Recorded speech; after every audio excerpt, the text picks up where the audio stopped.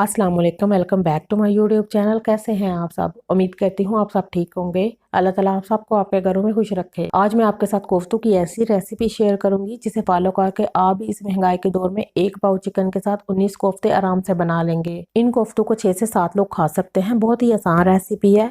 सबसे पहले चॉपर में 1 पाव बोनलेस चिकन डाल दें।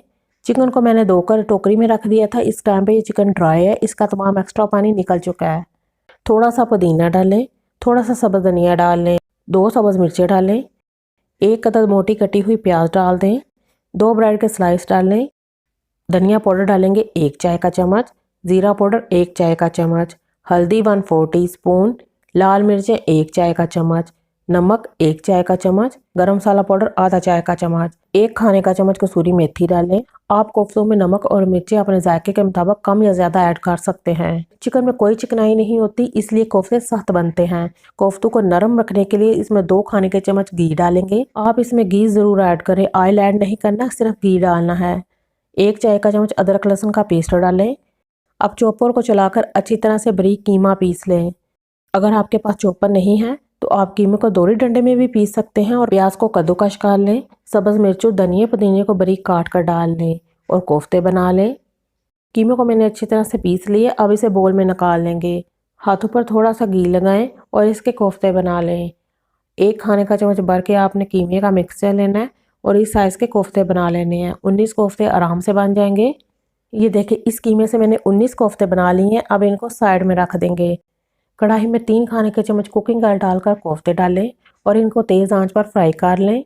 एक साइड से कलर आ जाए तो इनकी साइड को चेंज कर दें। कोफ्तों पर अच्छा सा गोल्डन कलर आ गया है।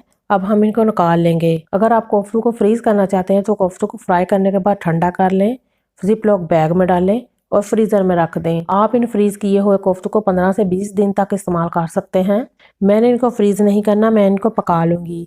जिस कढ़ाई में कोफ्तों को फ्राई किया है इसी में 1 खाने का चम्मच कुकिंग ऑयल ऐड करें। ये 2 दरमियाने साइज़ की प्याज और 1 बड़े साइज़ का कटा हुआ टमाटर है। 2 सब्ज़ मिर्चें हैं। इनको कढ़ाई में डालकर इतनी देर पकाएं कि टमाटर और प्याज जो है ये सॉफ्ट हो जाएं। 5 मिनट पकने के बाद टमाटर और प्याज सॉफ्ट हो गए हैं। इस टाइम पे चूल्हे को बंद कर दें। प्याज और टमाटर को ठंडा होने दें। जैसे ही प्याज और टमाटर ठंडे हो जाएं इनको ग्राइंडर जार में डालें। थोड़ा सा पानी डालें। पानी आप इसमें बहुत कम ऐड करें।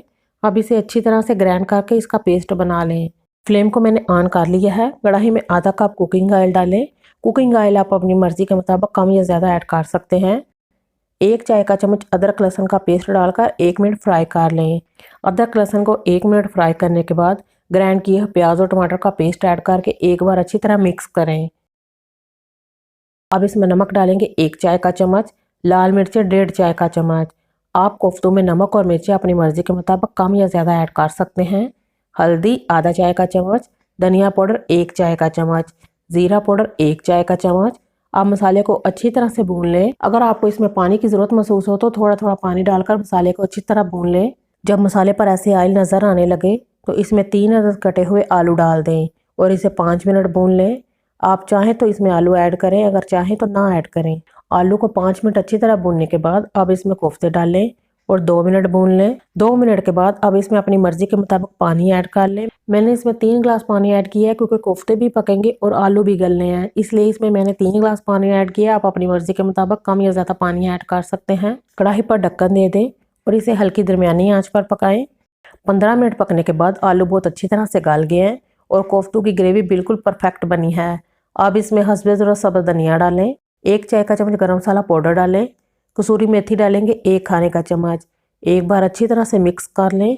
इस टाइम पे मैंने कोफ्तों का नमक टेस्ट कर लिया। मुझे इसमें नमक कुछ कम लग रहा है, मैं आधा चाय का चम्मच नमक और ऐड करूंगी। आप अपने जायके के मुताबिक नमक ऐड कर सकते हैं। नमक डाल के कोफ्तों को अच्छी तरह मिक्स करने के बाद कढ़ाई को ढक्कन से कवर करें।